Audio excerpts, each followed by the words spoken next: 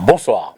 Ce soir, nous recevons un patrimoine de notre environnement culturel, notre environnement musical, artiste, producteur, entrepreneur culturel, figure incontournable de la scène musicale camerounaise et africaine, voire même mondiale. Il célèbre cette année ses 40 ans de carrière. Pour être juste, on dira 42 ans. En cette année exceptionnelle donc, ce soir, nous allons avec lui évidemment revisiter son riche parcours qui c'est peut-être pour inspirer la jeune génération, aussi bien dans le milieu des artistes, mais qu'au-delà, en termes d'inspiration, d'hommes et d'épanouissement. Retracer ce parcours donc tout en explorant son actualité récente et découvrir qui c'est peut-être sa vision pour l'avenir de la musique et de la culture camerounaise. Sans plus tarder, je le dis, c'est Prince Dédié Yango qui nous fait l'honneur et le plaisir d'être avec nous ce soir. Bonsoir, Dédié Yango. Merci beaucoup, Lipita. C'est un honneur pour nous. Le plaisir est partagé. C'est toujours un plaisir de me retrouver dans ce studio. Ça fait très longtemps que je ne suis pas passé à SIV. SIV, oui, donc je n'ai pas hésité d'accepter l'invitation, surtout que c'était toi. Merci beaucoup, merci. Mais il faut voir que ça a été quand même... on en a discuté depuis décembre. Depuis décembre. C'est dit combien ton agenda oui, tout à fait, oui. ne te permet pas toujours d'être disponible. Oui, oui. Merci vraiment pour la patience aussi, parce qu'on en a parlé depuis très longtemps. Absolument. Ouais. Mais vraiment, merci de nous avoir trouvé ces 90 minutes, 40 ans de carrière. Ouais. Ça pèse? Oui, ça pèse. Okay. Ça pèse parce que, bon... c'est plus de responsabilité, c'est pas seulement un accomplissement, mais c'est aussi une lourde responsabilité lorsqu'on est devant le public ou devant de la scène pendant autant d'années. Pendant autant d'années, à un moment donné, c'est lourd, mais on est content. Absolument. Ouais. Alors si on revient aux origines, j'ai envie de vous demander, il y a 40 ans, 42 ans exactement, on l'a dit, est-ce que vous disiez dans 42 ans, je tiendrai? Non, on ne peut pas imaginer des petits. On ne peut pas, oui. C'est... En fait, par un moment, on est surpris aussi. On est surpris de continuer à être sollicité. Et à un moment donné, des chansons qu'on a faites avant, je n'aurais jamais imaginé que ces chansons seront populaires 40 ans après, 35 ans après. Mais c'est aussi la traduction et la reconnaissance d'un travail bien fait. Bien fait, je suis d'accord. Oui, c'est pour cela que je dis toujours, il faut être passionné, il faut travailler. Oui, quand on est jeune, on a tout le temps de bosser, de se construire. Absolument. Et puis, bon, après, on est content de voir ce qui se passe. Alors, revenons donc 42 ans en arrière. Qu'est-ce qui a été le déclic? Comment se font vos débuts? Qu'est-ce qui vous fait dire que la musique, ce sera peut-être ça qui me permettra de partager mon quotidien, mes passions, mes peines, mes joies avec le public camerounais au-delà? Mon cas personnel est différent parce que j'ai commencé à rêver à 5 ans, 7 ans. Voilà. Oui, je voulais être musicien. Oui, donc, après le décès de mon père à l'âge de 10 ans, nous sommes partis d'un quartier à un autre parce que, bon, il faut savoir que je suis né en Konsamba, j'ai grandi en Galmois jusqu'à l'âge de 10 ans. Un village de Konsamba, au premier arrondissement de Konsamba, quelques 15 minutes. Et après le décès de mon père, je suis allé vivre un peu, je suis allé vivre en Konsamba et voilà, j'ai vu pour la première fois une guitare en karabout. Et puis j'ai commencé à suivre, il est toujours mon ami jusqu'à présent, Jomé Kabe Manfred, qui avait fait une guitare avec quelques 4 cordes. Et c'est comme ça que je me suis lancé à l'âge de 10 ans, déjà 11 ans. J'étais passionné, j'écrivais des chansons en anglais, des chansons anglaises que je ne comprenais même pas le parler. Mais j'avais un cahier de chants. Je crois que beaucoup de jeunes font ça aussi. Absolument. Oui. Donc, la musique, en fait, m'a choisi. Ah d'accord. Oui, la musique. Le sens inverse. Le sens inverse, okay. Oui, j'ai pas choisi. Mais vous avez grandi dans cet environnement-là, où je veux dire. Pas du tout.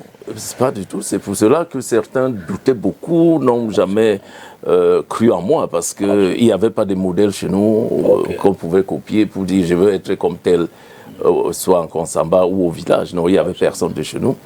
Et donc c'était ça. D'accord.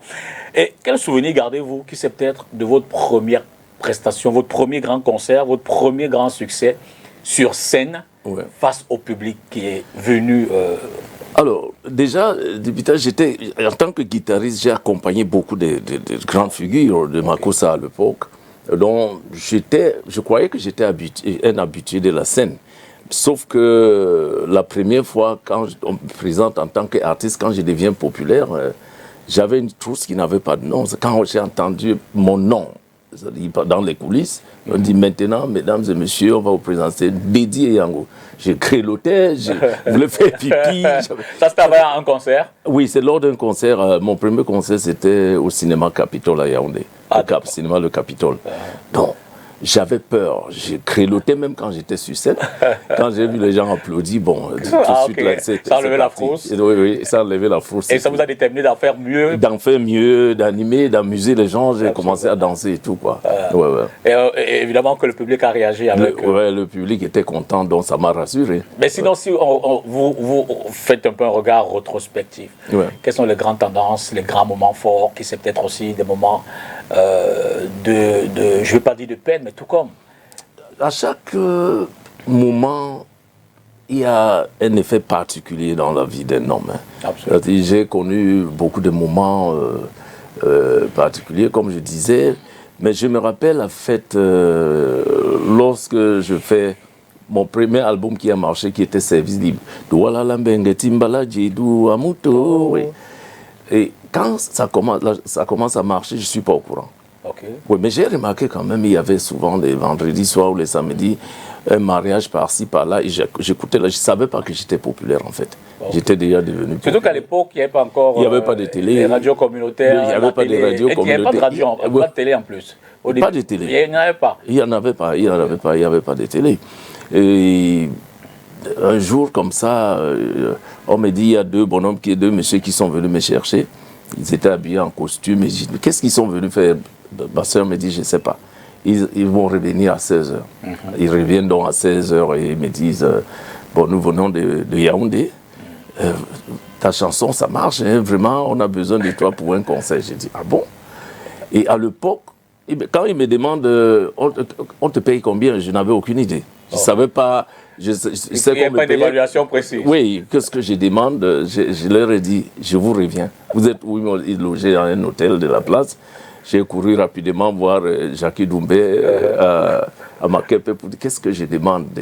On a besoin de moi à Yaoundé. Donc, la première fois qu'on me remet quand même autant d'argent, c'était beaucoup pour moi, de voir 150 000 comme ça, en un temps record. Donc, j'étais devenu... c'était ça, quoi.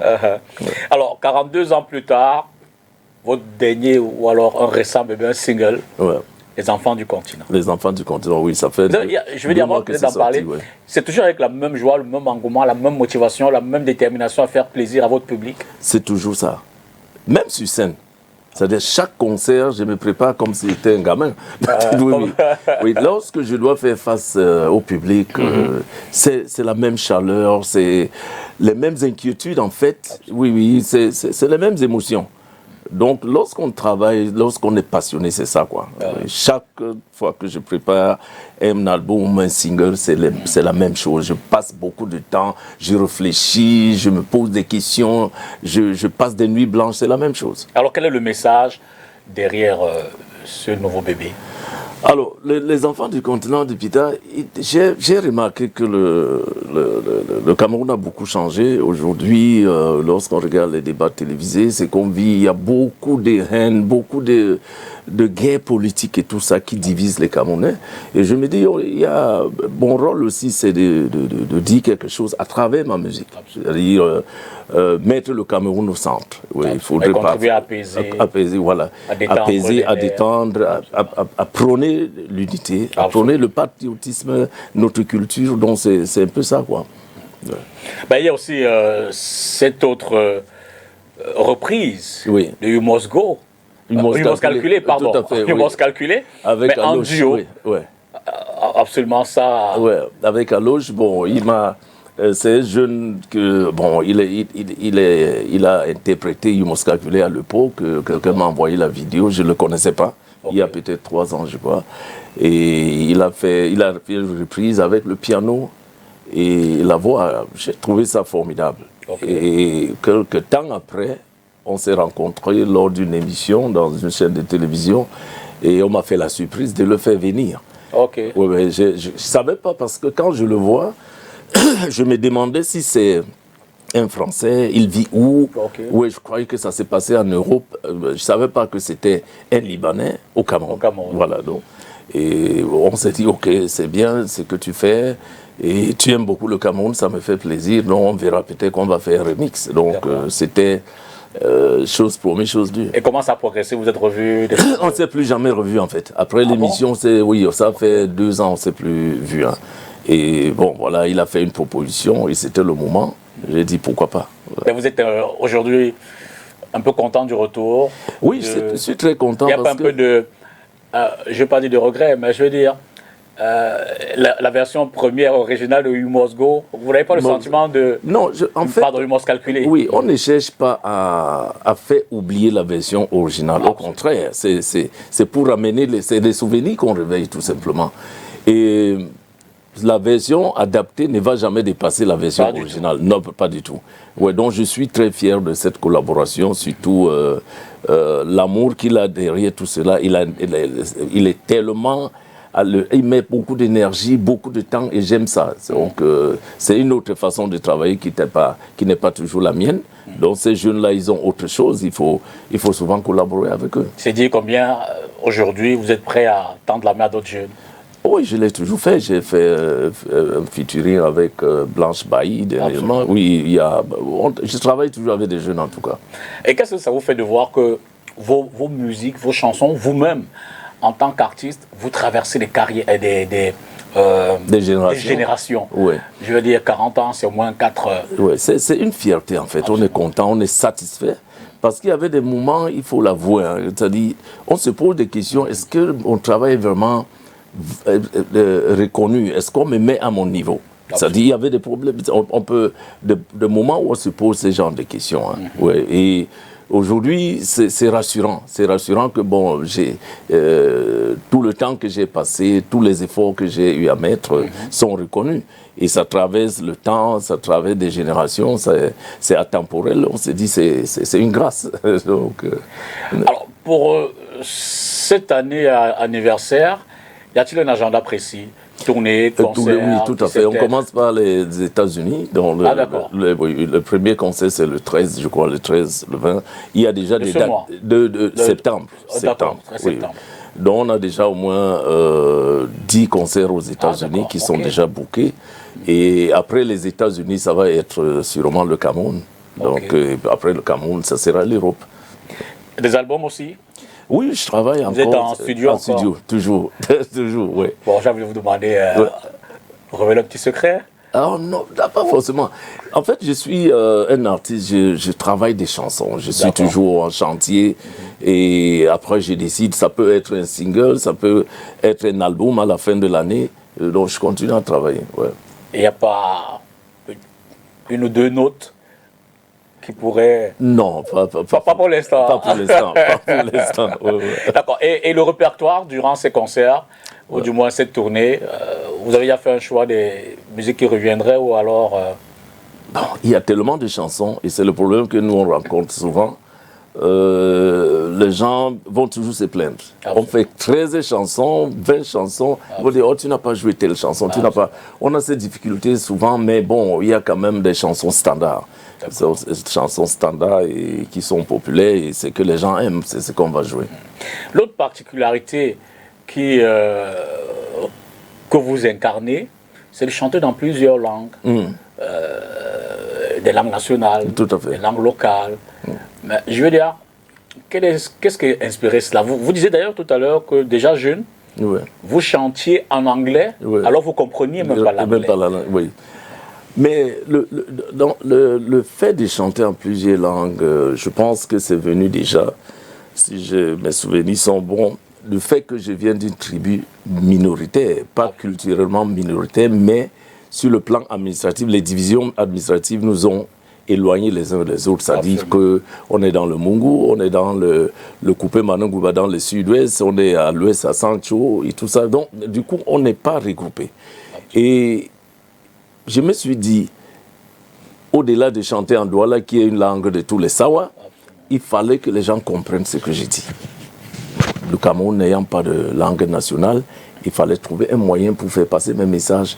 C'est là où j'ai décidé d'écrire en français, mettre le pidgin, chanter en douala, chanter en beau, kaka comme on peut appeler, et mettre un peu de wondo dedans de temps en temps, ouais, pour que les gens comprennent mes messages, quoi. J'étais soucieux des messages.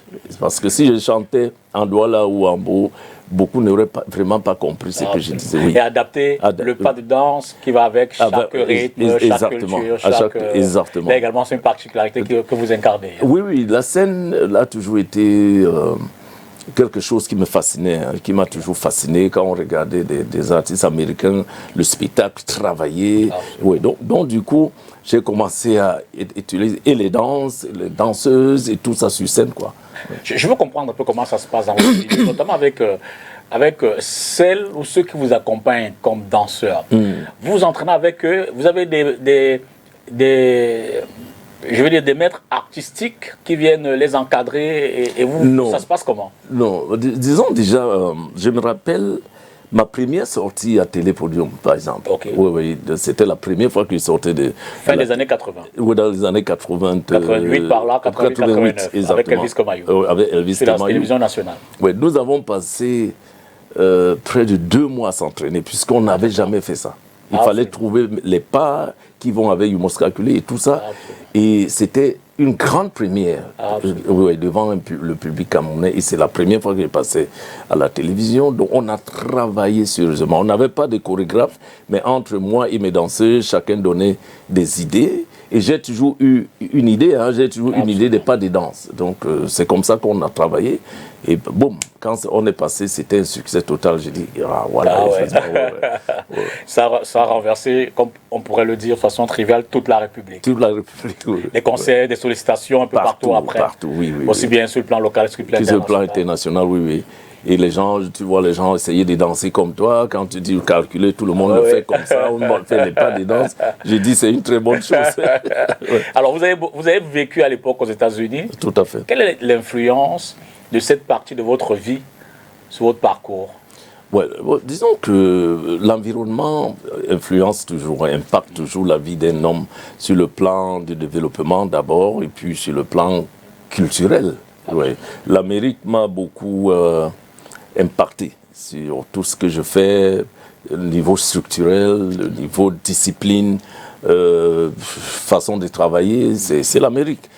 Automatiquement, ça a également impacté ma façon même de faire la musique. Oui, c'est normal. Ouais. Plus de discipline, de travail. De travail, oui. Ouais. Comme on pourrait le dire. Alors, votre retour au Cameroun en 2009, c'est bien cela? C'est ça, oui. Je veux dire, vous abandonnez tout derrière? En fait, je pars du Cameroun, mais j'ai toujours été attaché au Cameroun. Oui. Donc, je ne partais pas en exil, je partais apprendre.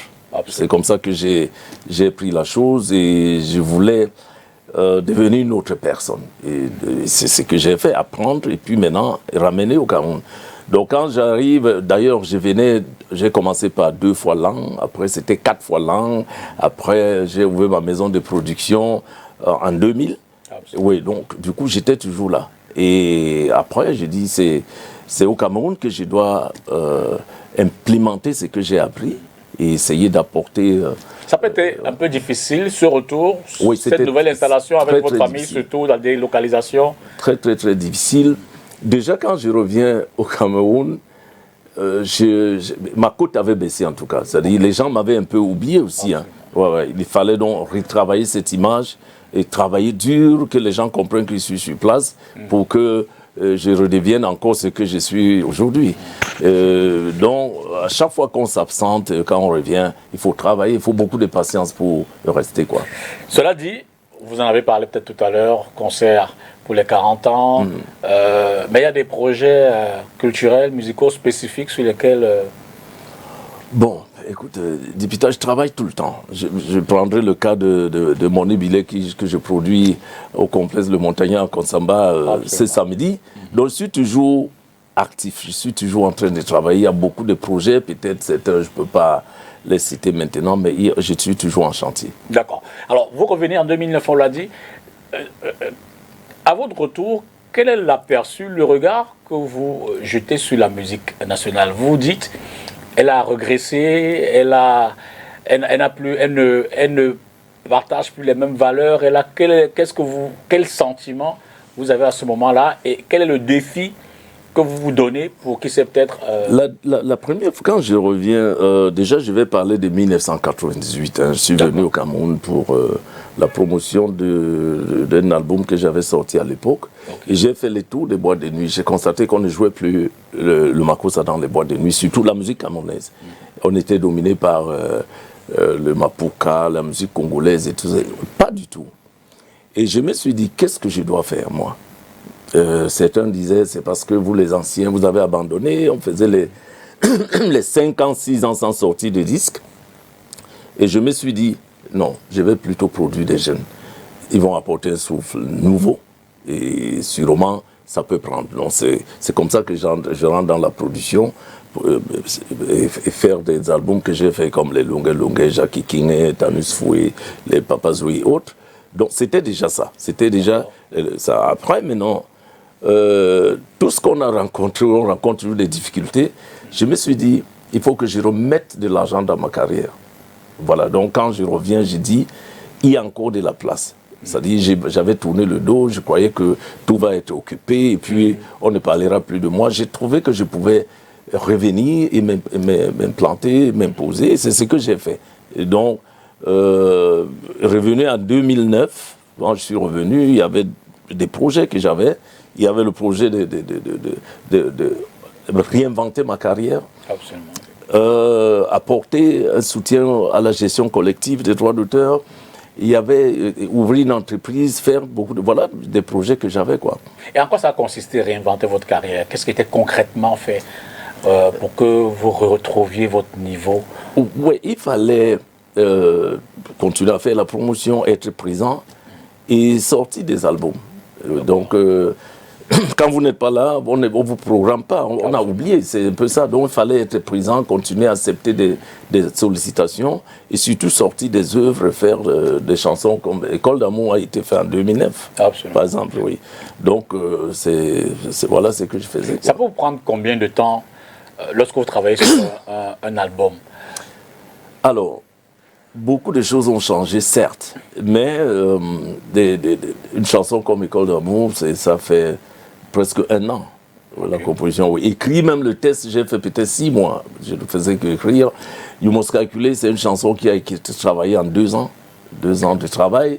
Il y a des chansons qu'on peut aussi sortir en 3 mois, certes. Donc, il n'y a pas un temps standard. Tout dépend de l'inspiration, de ce qu'on veut faire et tout ça, quoi. Mais bon, aujourd'hui, les jeunes aussi ont montré qu'on ne prend plus beaucoup de temps pour sortir des disques. Donc, il faudrait aussi tenir compte de ça. Ça passe très vite, quoi.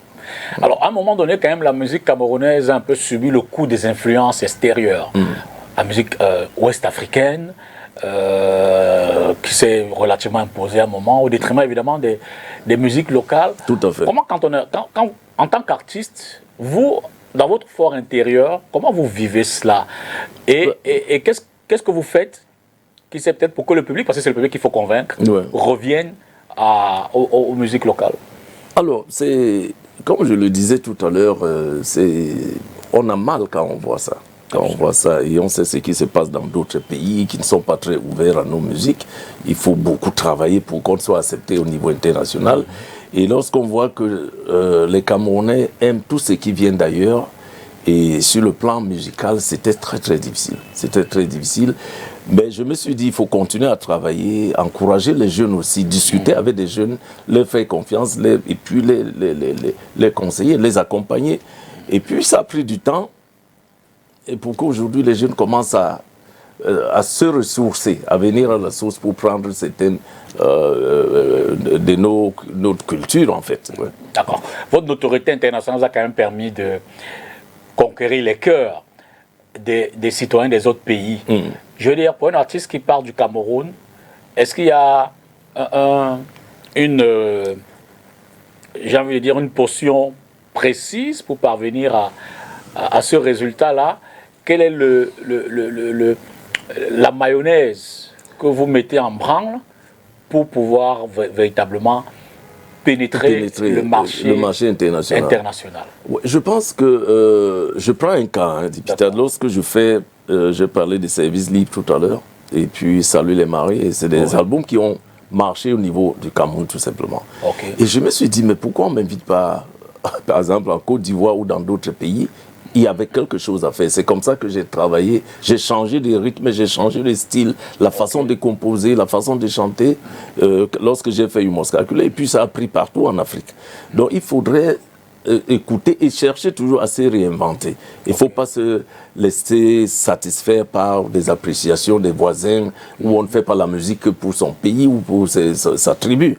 Donc il faut avoir vraiment ces préoccupations, essayer de voir comment faire pour pénétrer d'autres pays, comment eux ils font.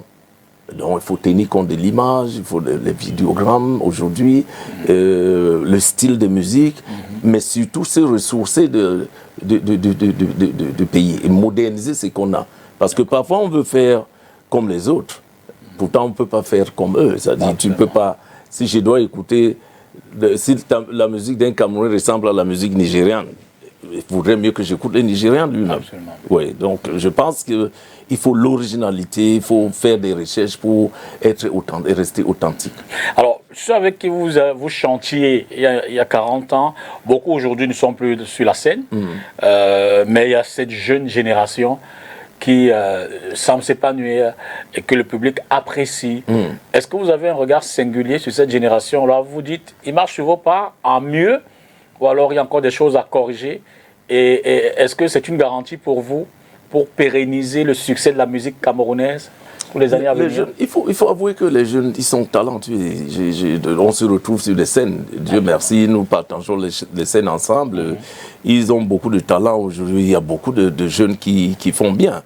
Ils sont sur le bon chemin. Il faut tout simplement qu'ils continuent à croire à la musique camerounaise et à prendre la richesse que nous avons ici. Nous avons beaucoup de choses ici qu'on peut transformer et moderniser et qui deviennent des musiques internationales. Donc, ils sont sur la bonne voie, à mon avis. Vous l'avez rappelé tout à l'heure, à un moment, vous êtes un peu occupé de la gestion du droit d'auteur. Avec du recul, il y a des choses que vous auriez dû faire, qu'on n'avait pas faites. Je veux dire, vous auriez refait la même expérience si l'occasion vous était-elle donnée aujourd'hui? Non, je ne l'aurais pas fait. C'est-à-dire, comme je le disais tout à l'heure, je suis un entrepreneur. Absolument. Et puis, je suis pas seulement entrepreneuriat, c'est culturel aussi. Hein. Et mon souci, en tant que producteur, artiste, c'était de voir qu'est-ce que je peux faire pour apporter des réformes ou encore amener une gestion un peu plus transparente et disciplinée, structurée. C'est ce que je voulais faire. Donc, je connaissais pas le terrain. Je ne connaissais pas le terrain. Je suis venu avec un engouement. Je me disais, il faut que j'aide les artistes. C'était un peu ça. Donc, je suis venu avec cet esprit-là. Bon, à l'intérieur, maintenant, on découvre que, après tout, c'est le Cameroun. C'est le Cameroun. Tout est politisé. Et puis, les gens jouent pour leur propre intérêt. Et parfois, ceux dont on défend eux-mêmes ne comprennent pas. On s'est dit, on peut mieux faire ailleurs, surtout que si on a la chance d'être multidimensionnel, on fait d'autres choses. Mais sur cette gestion de droits d'auteur, vous avez un mot à dire aujourd'hui au regard de l'ambiance, de l'environnement, de la gestion même des artistes Oui, disons que, comme tout le monde le sait, je pense que beaucoup en parlent, les Camerounais savent ce qui se passe, et rien ne peut marcher lorsqu'il n'y a pas de volonté politique. Il faudrait que le gouvernement, pas seulement sortir des lois, parce que les lois sur les droits d'auteur sont là. Il faut juste les respecter. Mais maintenant, nous avons un problème de gestion. C'est une entreprise. Oui, l'organisme de gestion collective a un seul rôle. Collecter et répartir. C'est très facile. Il n'y a pas de magie dans ça. Mais maintenant, les gens ont fait des salaires ils ont fait des salaires, les choses propres, pour leur intérêt personnel, et puis ils manipulent les autres, ceux qui sont un peu plus, peut-être rusés, s'il faut le dire comme ça, et ils manipulent les autres, ils travaillent avec les membres du gouvernement et tout ça pour distraire l'argent des auteurs, de ceux qui ont droit.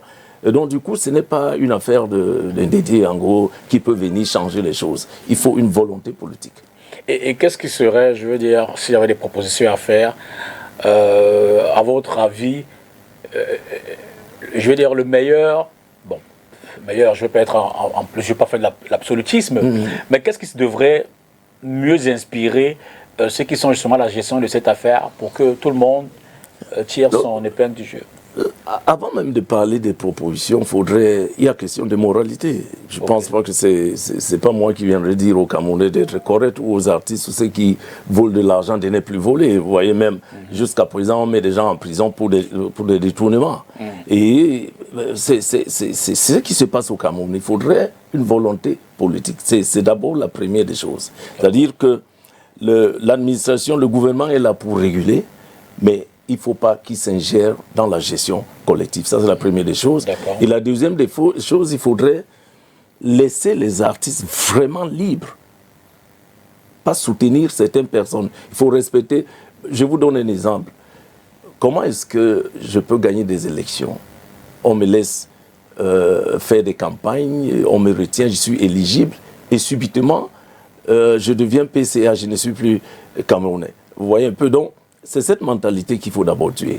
On peut apporter toutes les réformes, ça ne peut pas marcher tant que nous-mêmes, les Camerounais, nous ne sommes pas conscients qu'il faut un peu d'éthique, un tout petit peu d'honnêteté et vraiment de conscience. C'est tout ce qu'on peut dire. Hein. Artiste au départ, producteur par la suite. Vous êtes dit, c'est une logique dans le cheminement de votre carrière de devenir producteur? Non, je ne pense pas, puisqu'il n'y en a pas. Il n'y a pas de producteur. Peut-être il y a des gens qui peuvent donner des coups de main à quelqu'un, oui, mais avoir une maison de production comme je l'ai fait, avoir des sièges partout, avoir des boutiques de distribution, aucun artiste n'a ça dans le monde. Personne. Il n'y a aucun artiste. Qu'est-ce qui fait le déclic? Ce sont les difficultés que vous avez rencontrées? Vous voulez les réparer? Ou alors offrir l'opportunité justement à cet environnement qui n'est pas forcément...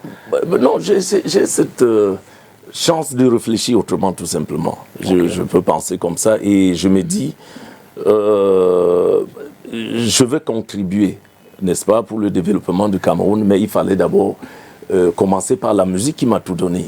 Et c'est ce que j'ai fait. Bon, après maintenant, je ne suis pas que dans la musique, puisque je suis PDG du groupe Yango qui emploie beaucoup de Camerounais, des jeunes Camerounais. Ça n'a rien à voir avec la production musicale. Et pour revenir à la production, ces jeunes talents, en quoi consiste donc votre encadrement, votre accompagnement en tant que producteur? Comment est-ce que ça se passe avec eux? Généralement, le producteur, c'est quoi? C'est donner la visibilité, les moyens à un jeune qui n'a pas les moyens de se produire.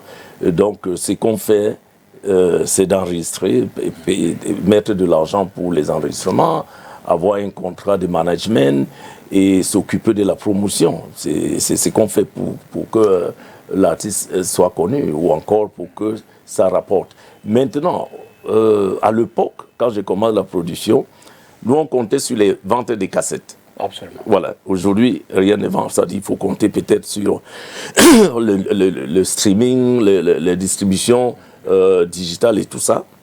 Donc les choses ont changé. Du coup, avant d'investir, il faut beaucoup réfléchir. Et justement, comment vous faites face aujourd'hui aux réalités de votre environnement? Le plagiat, c'est facile aujourd'hui de prendre une clé USB, télécharger la musique de quelqu'un sans plus jamais acheter ses produits. Oui, les produits. En fait, aujourd'hui, on ne vend pas. Ça dit que tout ce qu'on vend, c'est de se faire distribuer dans les réseaux sociaux. Donc, il y a les maisons de distribution de réseaux sociaux, les téléchargements. C'est pour ça qu'il y a les plateformes comme les iTunes, et les Spotify, les Deezer et tout ça. Donc, c'est plutôt là qu'il faut beaucoup se focaliser et c'est plus facile. C'est très facile parce que ces sociétés, vous avez un contrat, vous n'avez pas besoin de demander à quelqu'un j'ai vendu combien, c'est automatique. On vous vire de l'argent et tout ça. Donc, c'est comme ça qu'on fait des recettes. Aujourd'hui, alors, ces jeunes artistes qui viennent vers vous, vous y voyez le même engouement que lorsque, à l'époque de votre, et puis les autres, de votre génération là, est-ce que c'est pas intéressé? Les jeunes se disent aujourd'hui, je ne suis pas allé à l'école, ou je suis allé à l'école mais je n'ai pas de travail, je voulais être footballeur, tout ça, j'ai pas. Donc la musique va être un exutoire, je vais peut-être m'essayer dans la musique et qui sait jamais, qui sait peut-être ça va me... Est-ce que ce n'est pas par dépit que les jeunes s'orientent désormais vers la musique, ou alors vous y voyez les mêmes... Je pense qu'il y a des gens, des jeunes doués et qui sont des musiciens, qui sont nés pour être artistes. Hein.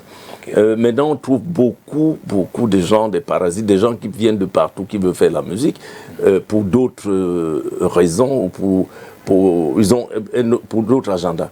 Voilà. Et ça, on le retrouve beaucoup. Il suffit de payer les chaînes de télévision, on fait passer ces vidéos et on se dit artiste. Voilà. Donc, on trouve beaucoup de ça, mais il y a le talent. Le talent, les Camerounais sont très, très talentueux. Cela dit, nous sommes dans un environnement, vous le disiez tout à l'heure, un peu, je ne vais pas dire crispé, mais je vais dire tendu. Ouais. Période électorale, aidant, c'est dit combien on le relevait sur les réseaux sociaux, on voit que les Camerounais se déchirent, ouais. Ils sont très agressifs. Très agressifs. Concrètement, cette musique que vous faites, que vous pratiquez, vous et les autres, hein, comment contribue-t-elle à l'apaisement, à l'unité, qui sait peut-être au développement, à permettre aux Camerounais, mais aussi aux Africains, de parler, qui sait au moins, de la voix de l'amour, la voix du partage, et autres? C'est dommage parce que au Cameroun, surtout aujourd'hui, tout est politisé. Hein. Et nous, on a vécu ça lors de multipartisme. On a connu ces problèmes dans les années 90-92, où tout était devenu politique et le tribalisme est accentué et tout ça. On vit ça au quotidien, mais on se dit, c'est pas vrai en fait. Ils sont pas vrais parce que lorsque on m'invite à chanter quelque part, on ne cherche pas à savoir quelle tribu je suis. On veut l'auteur de ses œuvres. Donc les Camerounais sont encore dans cet amour. Mais maintenant, nous sommes influencés par tout ce qu'on appelle aujourd'hui politique, où des gens font des replis identitaires quand il le faut, et parfois ils s'oublient. Donc l'environnement est un peu complexe. Hein.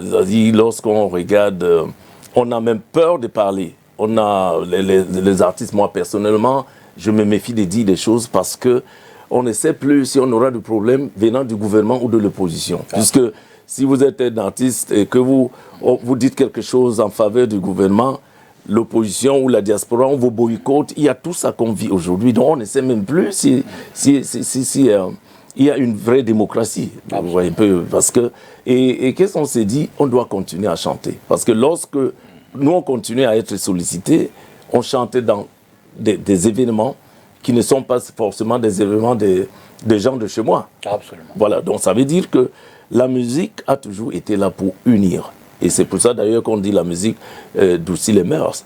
Donc la musique, c'est le rôle de la musique. L'amour, unir les gens, parce que vous dansez la même chanson. Il n'y a pas de tribu. Quand on aime une chanson, c'est tout le monde qui danse à cette chanson. Donc c'est le rôle de la musique. Vous n'avez jamais été tenté par la politique? Vous n'avez pas été sollicité? Oui, à plusieurs reprises. Hein, à plusieurs reprises, on a pensé à un moment donné, est-ce qu'on ne peut pas mieux aider les nôtres en prenant des positions politiques? Mais avec recul, le milieu n'est pas serein. Le milieu n'est pas... Et lorsque on a une expérience comme c'est le droit d'auteur, je ne connais pas être autrement. C'est-à-dire je suis un peu très réglo, un peu droit, donc strict dans tout ce que je fais. Je risque de ne pas être un bon politicien. Oui, parce que je ne sais pas, il y a des choses que je ne pourrais pas faire. Parce que la politique, c'est ça aussi. Il n'y a pas d'état d'âme. Et moi, je suis quelqu'un de très sentimental, j'aime aider, je vois souvent, je défends la justice, je suis toujours en train de revendiquer, de dénoncer. Donc, je ne peux pas être un bon politicien. Et du coup, on s'est dit, non, ce n'est pas une bonne chose. Mais vous pourrez chanter quand même pour ces politiciens qui vous sollicitent éventuellement. Chanter dans quel sens, par exemple? Quand ils m'appellent pour un parti, meeting, par exemple? Premier parti... Tout dépend. Tout dépend. Déjà que je n'ai pas beaucoup été appelé. Je dis, dans ce sens-là. Okay. Avant, il y a un problème. Il y a un problème. Lorsque tu un artiste qui a été populaire avant le multipartisme. On n'avait pas tous ces guéguerres là. Absolument. Oui, on n'avait pas ces problèmes. C'est-à-dire, je pouvais chanter pour le RDPC comme je pouvais chanter pour le SDF. Je n'avais pas ce problème. Je marchais avec les gens du RDPC et je marchais avec des amis du SDF. Il n'y avait pas de problème. J'étais, par exemple, un très proche à l'apéro de Banga qui était mon ami, mon frère. On n'avait pas ce genre de problème. Mais aujourd'hui, c'est tellement sensible qu'on commence à être très méfiant d'être interprété comme, pris comme partisan de cette... Oui, donc c'est très, très difficile. Alors, loin de la politique, et vous l'évoquiez tout à l'heure, vous avez d'autres projets comme entrepreneur. Oui, pour le moment, depuis beaucoup d'années, hein, c'est pas aujourd'hui, j'ai commencé le groupe Eyango, c'est depuis 2011 quand même qu'il a été créé, dont j'emploie les jeunes. J'ai près de 50 jeunes qui travaillent pour moi dans le marketing, l'animation de marché. Et non seulement ça, il y a le complexe de Montagnard en Konsamba et on continue à faire des extensions, même dans la ville de Douala, où il y aura d'autres sièges et tout ça. Donc, c'est ça, voilà le projet actuel que je... Il faut dire que dans votre milieu, cette réussite chez les artistes n'est pas courante, hein. Surtout pour ceux qui ont une carrière aussi... c'est une grâce, il faut le dire, de pouvoir faire la part des choses. Mais j'ai toujours été comme ça. Je me rappelle qu'à l'époque, quand j'étais toujours en tournée, j'avais un cabaret à la Cité SIC. Okay. Oui, à l'âge de 26 ans. Pourtant, j'étais toujours en tournée. Donc, j'ai toujours eu ce côté entrepreneuriat qui m'a toujours animé et fasciné. J'adore employer les gens. J'adore voir que je donne la chance aux jeunes qui peuvent prendre des salaires et nourrir les familles par mois. Ça me fait beaucoup plaisir. A contrario, qu'est-ce qui peut donc expliquer aussi ceux de ces autres artistes qui n'ont pas toujours la même réussite, qui n'ont pas toujours la même performance dans la durée, qui, en fin de carrière, se retrouvent abandonnés à eux-mêmes, sollicitant des aides, parlant d'en voir souvent dans les hôpitaux qui appellent à l'aide. Oui, disons que partout on trouve une mauvaise gestion de sa carrière. Lorsque on n'est pas... On peut se perdre lorsque le succès arrive. Le succès est une des choses qui généralement perturbe, hein, c'est-à-dire nous tous, parce que tu t'attends pas et tu es aimé par tout le monde, tu crois que les concerts ça va être tous les jours, le même argent, tu crois que cet argent tu vas le faire durant des années et tu peux mal gérer et tu te retrouves comme ça. Maintenant, ce que j'ai toujours eu à dire aux artistes, il faut arrêter de se passer pour des mendiants, tout simplement. Il faut travailler, il faut arrêter de se plaindre. Lorsque c'est difficile, il faut trouver des voies de contournement. C'est-à-dire qu'on ne peut pas se mettre à se plaindre, il n'y a plus de concerts, on m'appelle plus. Il y a d'autres choses qu'on peut faire. Il y a beaucoup de choses qu'on peut faire dans la vie. Une reconversion dans d'autres domaines. Dans d'autres domaines, ouais. Si c'était à refaire, referiez-vous exactement le même parcours? Ah ça oui. Ah d'accord. Avec une certitude. Oui. En fait, depuis tard, j'ai dit à ma famille, si je meurs, on m'enterre avec la guitare et le micro. Oh là là. Donc, ça veut dire que je vais aller au-delà avec ma carrière. Je veux me rassurer, je ne sais pas où on va après la mort, mais peut-être qu'il y a une autre vie. Je souhaiterais être avec ma guitare et le micro. Alors, quelle aura été votre plus grande fierté en 40 ans de carrière? Ma grande fierté, c'est de voir qu'on a impacté des générations et des générations. Il m'arrive souvent, quand je suis sur scène avec mes enfants, là, j'adore ça, je les aime et je dis waouh, qui aurait pu imaginer que je vais être encore sur scène avec ces enfants? C'est une très grande fierté, c'est une grâce. Et sans oublier tout ce qu'on a pu faire avec tous ces jeunes artistes que j'ai produits. Chaque fois quand je les vois, on ne travaille même plus ensemble aujourd'hui, mais c'est une fierté de voir que j'ai contribué à leur carrière, quoi. Donc, c'est une fierté. Est-ce qu'il y a une chanson qui vous retient le plus que les autres? Une chanson dans laquelle vous avez senti que vraiment celle-là, vous en aviez besoin et vous vous êtes totalement impliqué? Si oui, ce serait laquelle? En musique, en chanson? Disons, la chanson la plus difficile pour moi, c'est vrai que toutes mes chansons me prennent beaucoup de temps, la tête et tout ça, mais il était difficile de faire marcher notre folklore qui est le Ngodo. c'est-à-dire les MCK Folk, parce que je n'avais pas de référence. Et j'étais le premier à penser comment est-ce que je devais le moderniser. C'est quelque chose, c'était un défi. C'était un défi. Et quand je vois une chanson comme ça qui est devenue un standard, et je vois les gens interpréter, je dis waouh, c'est une des chansons d'ailleurs que j'aime beaucoup. Sur scène, on peut dire, elle me rend un peu fou. Ouais. Donc c'est une des chansons, j'ai une particularité, un petit truc, un pincement par rapport à cette chanson. Et si vous nous faites quelques notes en live? Peut-être chanter, c'est pas des notes, mais... Bon oui, peut-être en chantant. Bombiti mi montu bankunja nai sangali mwana kami mwana jomumbu mwana jomodia mwana jomo minangi hey. Voilà. Et là, ça ressort vraiment le Montana. Oui, c'est le montagnard là. Le bon Manengouba. Le bon Manengouba. Le bon Lonako. Le bon Lonako aussi. Du côté du Mongo, évidemment, Konsamba et les environs. Alors, quel conseil donnerez-vous à la jeunesse artistique camerounaise aujourd'hui? Le travail. Simplement. Il faut travailler et il faut garder sa dignité. Il ne faut pas brader ses rêves. Il faut rester soi-même, continuer à garder la foi et travailler.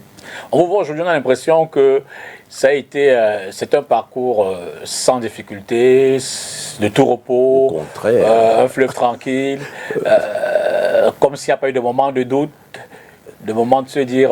non, il y a des moments de doute. Nous sommes faits de chair, nous sommes chair après tout. Il y a des moments où on a même peur de ses propres décisions. Ouais, il y a des moments de doute, je veux dire... on se pose des questions, est-ce que c'est la bonne voie? Est-ce que c'est une bonne décision? Est-ce qu'il fallait faire autrement? Ben avec le temps, on voit que bon, on a souffert, c'était des épreuves, mais c'était le bon choix. Quelle aurait été votre plus grande difficulté, s'il y en avait une? Et comment est-ce que celle-là, vous l'avez surmontée? Ma plus grande difficulté, c'est quand j'arrive à Douala à 16 ans. Okay. Oui, c'était la plus grande difficulté. Un peu au début de votre carrière. Oui, c'était très difficile parce que entre vivre, avoir le pain quotidien et faire une musique qui ne te donne rien du tout, le choix était compliqué, perturbé à la limite. Et la traversée de cette période-là a été très, très, très difficile pour moi, de 16 ans à 18, 19 ans, lorsque j'ai commencé à accompagner les artistes. Je pense que c'était les moments les plus difficiles de ma vie. Et automatiquement, lorsque j'ai été combattu pour le droit d'auteur, c'était très compliqué parce que mon entourage était infiltré, on a tenté de m'arrêter à plusieurs reprises.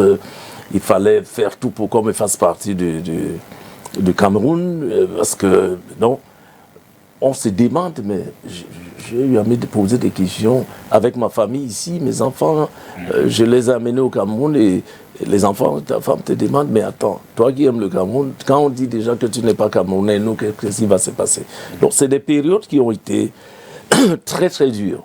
Mais aujourd'hui, quand je regarde, là je dis heureusement, ça m'a permis de devenir l'homme que je suis et de comprendre le Cameroun dans sa profondeur. Donc, toutes ces épreuves-là contribuent à ce qu'on devienne meilleure personne ou encore mieux préparé pour le reste de sa vie. Aujourd'hui, quand vous observez que notre environnement, nos cités urbaines et même les cités reculées n'ont plus forcément beaucoup d'espace offert pour des animations culturelles comme la vôtre, la musique, dans les quartiers, on trouve plus beaucoup d'endroits pour prester les concerts. Et même à l'époque, plus jeune, il y avait beaucoup de concerts scolaires. Oui, il y avait beaucoup de pendant des semaines culturelles. Je veux dire, vous n'avez pas le sentiment qu'il y a une forme de régression? Bien sûr que oui. Okay. Je ne pense pas que c'est seulement dans le domaine de la musique. Je ne pense pas. C'est-à-dire qu'aujourd'hui, quand on regarde le Cameroun, on se pose des questions. Est-ce qu'on a avancé? Est-ce qu'on a régressé? Donc, c'est difficile. Et tout ce temps qui est passé, on se rend compte que rien n'a bougé. Hein. C'est-à-dire qu'au niveau des artistes, on n'a pas de salles de spectacle. Au moins, on avait les salles de cinéma à l'époque, on se produisait dans les salles de cinéma, on n'en a plus. Il y avait le cinéma Le Voury, il y avait le cinéma Abia, Capitole et tout ça. Il y avait des salles, au moins, où on regardait le film. Il n'y en a plus. Il n'y a pas de salle de spectacle. L'artiste au Cameroun, jusqu'à aujourd'hui, n'a pas de statut. C'est-à-dire, on ne sait pas être artiste, c'est quoi, c'est quel statut. Comme tout autre métier, on regarde tout cela, c'est très compliqué. Et les artistes ne sont pas accompagnés, ils sont abandonnés comme ça. Et puis, et puis ce n'est plus la même admiration. Oui, ça aussi, il faut voir, il y a des jeunes, je l'ai dit toujours ça, quand on fait une comparaison entre les années 80 et aujourd'hui, parce que nous, on n'arrivait même pas à marcher. On n'arrivait même pas, lorsque j'ai fait Humours Calculés, je ne pouvais plus sortir. Je ne sortais pas, partout où j'allais, c'était l'embouteillage. C'est des choses qu'on ne trouve plus aujourd'hui avec des artistes camerounais. On dirait un peu que tout a été démystifié et dévalorisé. Donc, ça fait vraiment peur, oui. Et comment est-ce qu'on peut rattraper tout cela? Je veux dire, comment est-ce que remettre les choses, que faire pour remettre les choses dans ce bon ordre? Au moins pour vulgariser tout cela dans nos localités, je l'ai dit un peu plus haut, pour créer cette ambiance entre le public et ces jeunes qui n'ont peut-être pas les moyens de toujours venir dans les salles.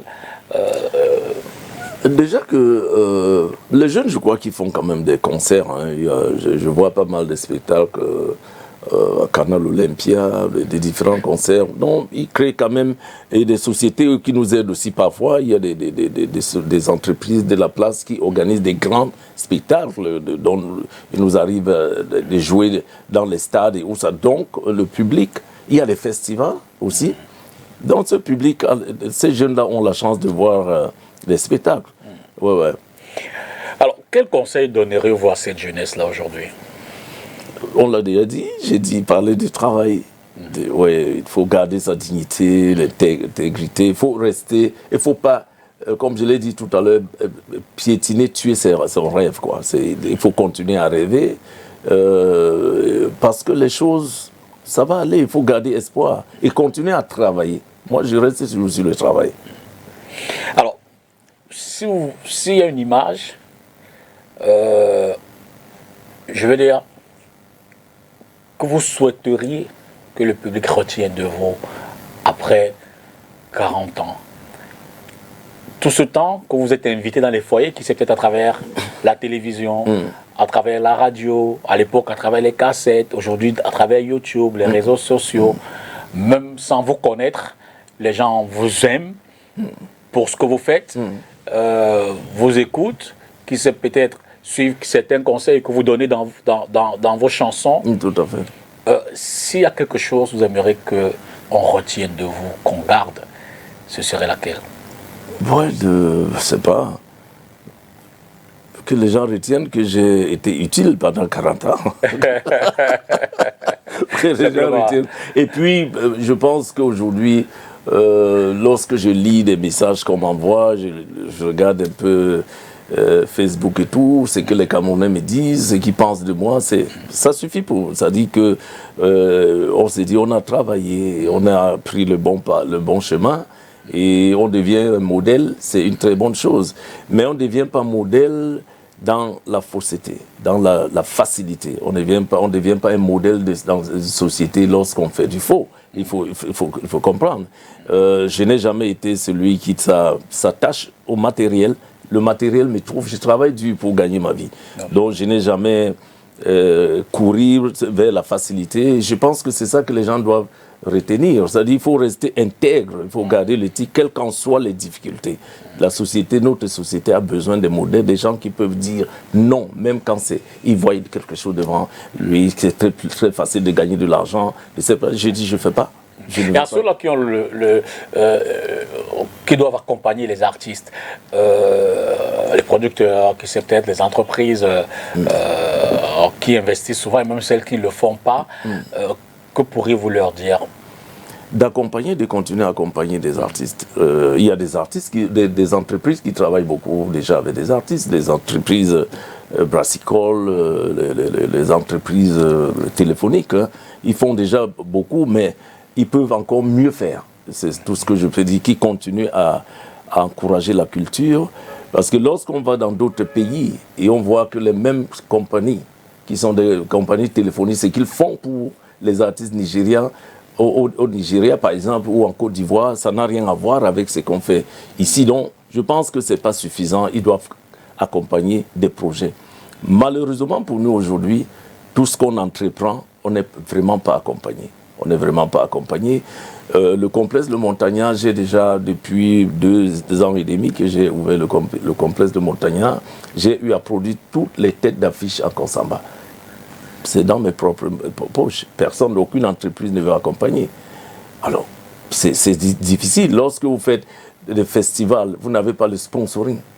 Ouais, donc je dis, c'est pas suffisant. Il faudrait que ces artistes, ces entreprises mettent plus d'argent, plus d'accent dans la culture. Mais ça, il faut une politique culturelle derrière, à ceux qui nous gouvernent, à ceux qui aspirent à nous gouverner. Tout à fait, j'ai dit la volonté politique. Et puis, lorsque j'écoute beaucoup de gens, il n'y a aucun plan pour la culture. Il n'y a pas de plan politique. C'est-à-dire, même quand tu écoutes certaines personnes, ceux qui veulent devenir des présidents, il n'y a aucun projet sur la culture. Il n'y a aucun projet. Et c'est dommage quand on voit que jusqu'à présent, la culture reste encore un sujet tabou dans un pays qui est le nôtre, alors que la culture est un moyen économique de développement même d'un pays. On peut beaucoup gagner à travers la culture. Vous n'avez qu'à voir un pays comme le Nigeria, les États-Unis par exemple. La culture apporte beaucoup dans la société. Mais on ne s'y intéresse pas. On ne s'intéresse pas beaucoup et c'est dommage. Parmi les jeunes, dans l'environnement actuel, y en a-t-il qui retiennent singulièrement votre attention? Ils sont nombreux. Quelques noms. Ouais, Phil Bill, Fadil, Van Ester, Christ M. Ils sont nombreux. Je vais oublier les noms, ils vont se fâcher, mes enfants. Là. Les Stanley No, ils sont nombreux. Ils sont nombreux des jeunes qui attirent mon attention. J'aime ce qu'ils font. Ils le savent même d'ailleurs. Hein, chaque fois que j'ai l'occasion, je ne manque pas de leur dire Sissoul. Ils sont nombreux comme ça que j'aime beaucoup. Donc vous avez de l'espoir pour la suite? Oui, c'est ce que j'ai dit tout à l'heure. Depuis, en fait, il faut l'avouer que ce courant actuel, ouais, c'est le courant qui va changer quand même la donne. Les jeunes depuis 5 ans, moins de 5 ans, ouais, ce qui se passe en ce moment va changer la donne d'ici quelques temps. Avez-vous le sentiment, ou alors gardez-vous l'espoir de ce que les rythmes locaux continuent à marquer l'histoire de notre musique, ou alors y a-t-il une crainte que ce genre-là quitte la scène? Il y a quelques années, oui, il y a quelques années, j'avais beaucoup peur. Hein. J'avais beaucoup peur, et il y a une dizaine d'années, je me disais, mais on est perdu, puisque beaucoup de jeunes, on ne savait plus la différence entre les Nigérians et certains jeunes. Mais aujourd'hui, lorsque on voit une certaine génération, comme je disais tout à l'heure, j'ai parlé des Sissoul qui s'inspirent bien dans la musique locale aussi. On voit un Fadil sorcier qui fait marcher une musique Bamoun qui n'était même pas connue, qui devient dansante dans tout le monde entier. Il y a espoir. On voit tout ce qui fait Phil Bill, il quitte de Makossa, de Bikoussi, de la Siko. Il fait danser la Siko dans les boîtes de nuit. Il y a espoir. Et cette génération est celle qui attire beaucoup mon attention. Pourquoi? Parce qu'il puise dans notre musique locale, dans la tradition. Et je pense, c'est pour cela que j'ai dit tout à l'heure, c'est question de temps, ça sera différent. On entendra parler des artistes camerounais sur le plan vraiment international. Peut-être un dernier message à ceux qui vous regardent ce soir, qui ont commencé à vous suivre dès le départ, ouais. Mais aussi ceux qui vous découvrent tout récemment, parce que jeunes, si j'avais pour terminer un ou deux mots, à leur dire, ce serait en regardant la caméra, bien sûr. Oui, j'ai dit déjà merci à tous ceux qui m'accompagnent depuis toutes ces années. Et merci à tous les Camerounais qui continuent à me soutenir, à m'accompagner jusqu'à présent. Et puis, les demander davantage de consommer camerounais. Consommons camerounais. Nous avons tout chez nous. Nous avons tout ce qu'il faut. Les Camerounais sont talentueux. Nous avons des richesses chez nous. Arrêtons d'être complexés devant tout ce qui est importé, et sur tous les plans d'ailleurs. Je ne parle pas seulement sur le plan de la musique et de la culture. J'ai dit dans tous les domaines, le Cameroun est un continent.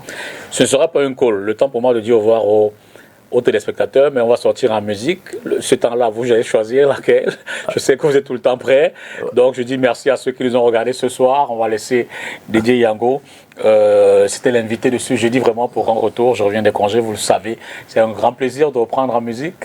Les jours à venir seront certainement un peu plus cristallisés dans la politique, mais c'était bien de reprendre dans la détente. Dans la détente, justement. Didier, on vous écoute. Et puis, le générique de fin suivant. Munaï Sengina, Doulé, Titi Longue, Maman si Doudou savait que l'amour n'existait jamais.